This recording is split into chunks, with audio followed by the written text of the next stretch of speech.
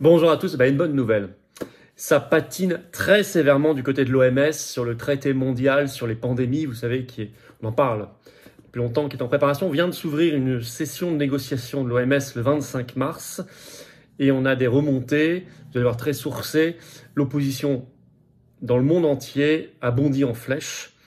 En France, nous on mobilise, l'opposition monte. N'oubliez pas, je la remets sous la vidéo en description si vous ne l'avez pas encore signé, la pétition nationale qu'on avait lancée au moment où le patron de l'OMS avait dit il reste 15 semaines, parce qu'après c'est trop tard. Bon, maintenant il en reste moins de 10. Il faut continuer à se mobiliser, à signer, à la relayer, elle est en lien sous la vidéo en description. Je vais tout vous expliquer dans cette vidéo. Ce traité mondial est très dangereux et ça bloque, et donc monte au créneau les lobbies les plus mondialistes, je vais vous expliquer également. Il faut que la France se défasse aussi de l'OMS, qu'il y ait bien sûr un partage universel des savoirs scientifiques et médicaux, c'est indispensable, mais pas par une structure mondialiste sous la coupe aujourd'hui de l'industrie pharmaceutique et de la fondation Bill et Melinda Gates. Non. Merci de vous abonner ou réabonner à cette chaîne YouTube pour que la vidéo se partage mieux et que toutes ces vidéos en général et que la chaîne se porte encore mieux. Pour ça, il suffit de cliquer sur s'abonner en dessous, c'est un petit clic, c'est gratuit. On vient de passer les 497 000 abonnés, on a quelques mètres des 500 000, du demi-million. On fera un événement en direct historique et inédit sur cette chaîne pour fêter ça, célébrer cela. Et en plus, plus vous êtes abonné à la chaîne, c'est juste un clic et c'est gratuit pour vous, plus les vidéos sont recommandées automatiquement par YouTube, plus on va toucher des personnes qui vont nous découvrir. Grand merci à vous. On se retrouve en direct ce vendredi 29 mars à 19 h sur cette chaîne. Je prends toutes vos questions en direct, sans tabou, toute l'actu française mondiale. Soyez là, faites venir du monde. D'ici là, jeudi 28 mars, il vous reste quelques heures pour vous inscrire. Grande réunion publique Arcis-sur-Aube. Le lien est sous la vidéo en description à 19 h. C'est ouvert à tous, adhérents, non-adhérents, sympathisants, toutes les régions. Venez. Ça va être un grand moment. C'est juste 5 € l'entrée. On vous offre un verre de l'amitié pour prolonger les discussions toute la soirée ensemble. Européenne 2024, Tour de France de la liberté. Et le jeudi 11 avril, je suis à Palavas-les-Flots. Il y a également un lien sous la vidéo en description pour s'inscrire aussi. Vous savez, je vous attends, Patriotes. En ce moment, il y a une consultation pour tous les adhérents à jour des Patriotes sur l'Union européenne et les Européennes 2024. Ça marche très bien, mais il faut être adhérent à jour. Donc, adhérez ou remettez votre adhésion à jour, réadhérez. Vous pouvez également faire un don de soutien au mouvement, bien sûr. Tous les liens pour le faire, et dès maintenant, sont sous la vidéo en description, sont sur notre site également, très facilement accessible, les-patriotes.fr. Il y a tout le programme d'ailleurs pour les Européennes, si ça vous intéresse. Ça vient d'être mis en ligne. Je vous attends, j'ai besoin de vous. Et en plus, vous pourrez participer à cette consultation qui est clôturée samedi, juste pour les adhérents à jour. Bravo, j'en reparle dans un instant. Allez, on y va. Traité mondial sur les pandémies, l'OMS en échec. Ça n'était pas gagné parce qu'à pendant un moment, ça avançait vite. L'Organisation mondiale de la santé était plutôt optimiste. Elle est très pessimiste aujourd'hui. Et même les médias français, vous allez voir, il y a des enquêtes là-dessus, sont un peu dépités. Alors, la dernière phase de négociation, je vous l'ai dit, a été entamée avec les 194 États membres de l'OMS ce 25 mars. Attention à la période actuelle, parce que tout sera fait pour essayer de convaincre les opinions publiques, faire pression sur elles et les États pour qu'ils acceptent ce traité mondial juridiquement contraignant. Il y a quelques jours, je vous faisais une vidéo sur cette psychose qu'ils essaient de créer sur la maladie, la bactérie japonaise, 30% de mortalité, alerte rouge, etc. Allez voir. Pour moi, le hasard du calendrier n'est pas un hasard. Voilà. Je ne dis pas du tout que ça n'existe pas, tout ça. Je dis simplement que l'instrumentalisation médiatique, elle est évidente. Et qu'elle n'est pas le fruit du hasard du point de vue du calendrier par rapport à celui de l'OMS. Bon. Alors que tout avançait, entre guillemets, d'un coup, des blocages. Multiples et gros blocages sur ce traité mondial. Alors, vous avez une grande dépêche AFP qui a fait le point, sortie ce 25 mars, le titre « Pandémie ». Le plan de l'OMS pour mettre fin aux négligences du Covid-19 piétine. L'AFP précise que ce plan est fait, je cite, pour ne pas répéter les nombreuses erreurs du passé selon eux. Alors, problème et rappel sur le but de ce traité mondial. Et où sont les problèmes? Je vais vous lire un petit bout au début de cette dépêche AFP. Si les principes clés ont été convenus, il ne sera pas facile de trouver un terrain d'entente dans le temps qui reste, estime le directeur juridique de l'OMS, Steve Solomon. Les points en suspens sont nombreux, écrit l'AFP. Comment mieux prévenir les pandémies, le partage des informations, des médicaments et traitements, la sécurisation, les chaînes d'approvisionnement, les capacités de fabrication au niveau mondial, le financement durable, etc. Alors, ce traité mondial, l'idée a été lancée en décembre 2021, on a déjà parlé sur cette chaîne. Ce serait le deuxième simplement dans l'histoire de l'OMS qui serait juridiquement contraignant. Le premier, c'était dans les années 90 sur le tabac. Donc, on est tout à fait à une autre échelle.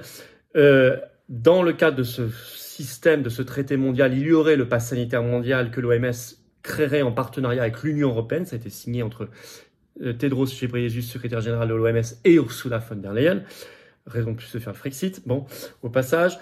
Et selon l'AFP, le but, c'est de lutter contre, je cite, le nationalisme et l'égoïsme vaccinal. Bon. Alors, vous l'avez entendu, le directeur juridique de l'OMS, Steve Solomon, dit « Il ne sera pas facile de trouver un terrain d'entente. Les points en suspens sont nombreux. » Et, précise l'AFP, les protestations sont nombreuses, parmi notamment les pays développés, avec beaucoup de désaccords. Écoutez bien, je vous lis un autre extrait de cette dépêche AFP. C'est assez effarant.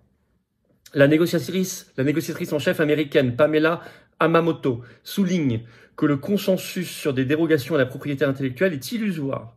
L'Union européenne estime que la prévention et la préparation ont été considérablement diluées dans le dernier projet. L'Union européenne, elle estime que ça va pas assez loin, évidemment. Mais n'empêche que pour l'instant, donc, elle s'y oppose. La Grande-Bretagne voit dans la dernière mouture un pas en arrière avec des dispositions sur le transfert de technologies irréalisables. Il n'y a, à notre avis, aucun plan crédible devant nous pour conclure ces négociations, a déclaré l'ambassadeur britannique Simon Manley. La Suisse, où l'industrie pharmaceutique est un pilier de l'économie, n'est pas prête à accepter le texte dans son état actuel, c'est une citation, tandis que la Chine souhaite que le traité s'oppose fermement à la stigmatisation des pays touchés. Bon, mais il n'y a pas que dans ces pays-là, souvent des pays importants, ou groupes de pays comme l'Union européenne, que ça bloque. Je précise aussi, dépêche AFP, le Bangladesh, représentant d'un groupe de 31 pays, membres de l'OMS, estime que la santé publique devrait passer avant les intérêts commerciaux et donc s'oppose aussi à ce traité mondial. Ça fait beaucoup. C'est pour ça qu'en ce moment, vous avez beaucoup de cirque autour, je vous ai dit, de cette bactérie japonaise, alerte rouge, 30% de mortalité, mangeuse de chair, etc. Allez voir ma récente vidéo.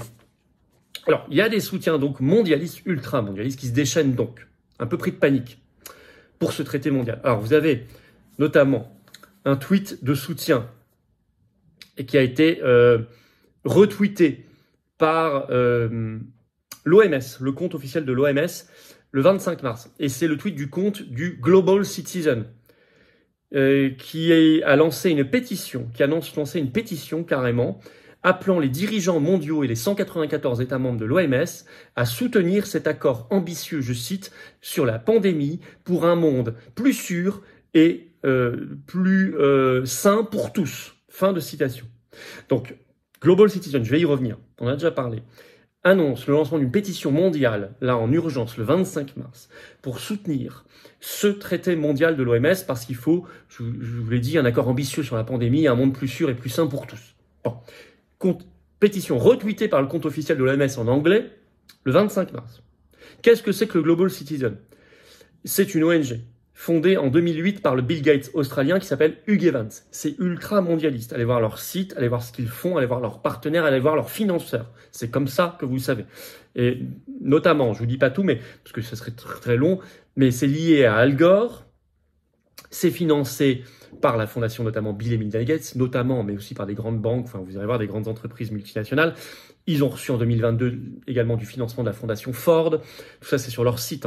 Et puis, ils font plein d'événements. C'est eux qui avaient fait le fameux concert Vax Live le 8 mai 2021 pour pousser les gens, retransmis en Mondiovision, pour pousser les gens à se faire injecter ARN, messager Covid, en présence dans ce Vax Live concert du prince Harry, d'Emmanuel Macron, de Joe Biden et Kamala Harris, Justin Trudeau, bien sûr. Et puis, par exemple, la présidente de la Commission européenne, Ursula von der Leyen, le 21 septembre 2023, avait participé à la session pour le climat organisée par le Global Citizen. Elle avait même fait le discours liminaire, etc., etc. C'est un truc.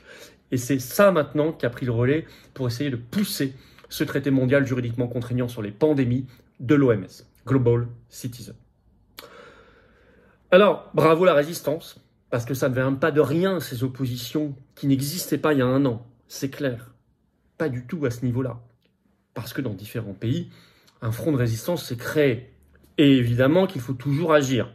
Continuer, je dirais même, vu ce qui se passe, il reste moins de 10 semaines, sinon c'est planté pour eux définitivement. Il faut donc accélérer. la pétition nationale, je vous la remets sous la vidéo en description en lien. Si vous ne l'avez pas signée ni relayée, c'est le moment de le faire. Vous pouvez la relayer par ailleurs si vous l'avez déjà fait. Les victoires sont possibles. Vous savez, récemment, par exemple, on a vu que, je vous en ai parlé dans la vidéo d'hier, Elon Musk et son réseau X sont financés pour près de 300 000 $ canadiens, une médecin canadienne qui avait été poursuivie parce qu'elle était contre les confinements et l'injection obligatoire. Et ben ça agit, ça y est, concrètement, c'est très bien. Trudeau, ça y est, depuis quelques semaines, je vous en ai parlé. On en avait parlé avec Myriam Palomba, notamment en vidéo. Il est traduit en justice devant la Haute Cour d'Ontario pour sa politique contre les convois de la liberté en 2022, etc. Il y a des choses qui avancent. Donc là aussi, ça va avancer et ça avance. Contre ce traité mondial, et il faut sortir de l'OMS, je le redis. Ce qui ne veut pas dire qu'on est contre le partage universel des savoirs médicaux et scientifiques. Tout au contraire, je suis très favorable à cela. Mais pas par une instance qui est rongée par la corruption et les conflits d'intérêts, vu son mode de financement. 80% aujourd'hui, c'est les labos pharmaceutiques et c'est la fondation Bill et Melinda Gates. Tout ça est public. Ce n'était pas le cas il y a 40 ans. Ça a beaucoup évolué, je vous signale tout ça. Renseignez-vous. Enfin, on en a beaucoup parlé déjà. Merci de partager cette vidéo. Et vous savez qu'on se retrouve en direct ce vendredi 29 mars à 19 h sur cette chaîne. Je découvrirai vos questions en direct. Et en plus, on fait toute l'actualité française et mondiale la plus explosive, sans aucune langue de bois, sans tabou. Ça va être un grand moment. Soyez au rendez-vous. Il vous reste quelques heures pour vous inscrire. Jeudi 28 mars, c'est mieux de vous inscrire. Vous n'êtes pas obligé. Vous pouvez venir aussi au dernier moment. Sans être inscrit, il n'y a pas de problème, mais c'est mieux pour nous organiser. C'est ouvert à vos adhérents comme non-adhérents, à tout le monde. Arcis-sur-Aube, grande réunion publique, 19 h européenne 2024, jeudi 28 mars. Le lien est sous la vidéo en description.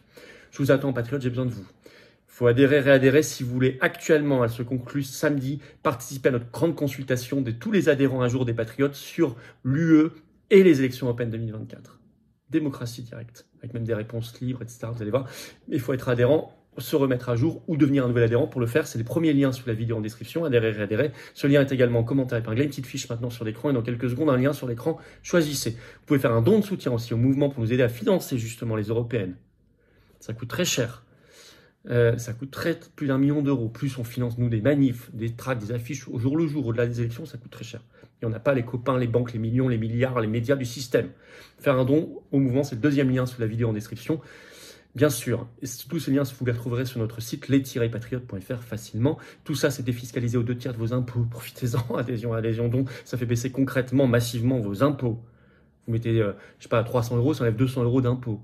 Vous mettez 3 000, ça enlève 2 000. Vous mettez 6 €, ça enlève 4 €, etc. Bravo aux donateurs, aux réadhérents, bienvenue aux nouveaux adhérents patriotes et vive la France.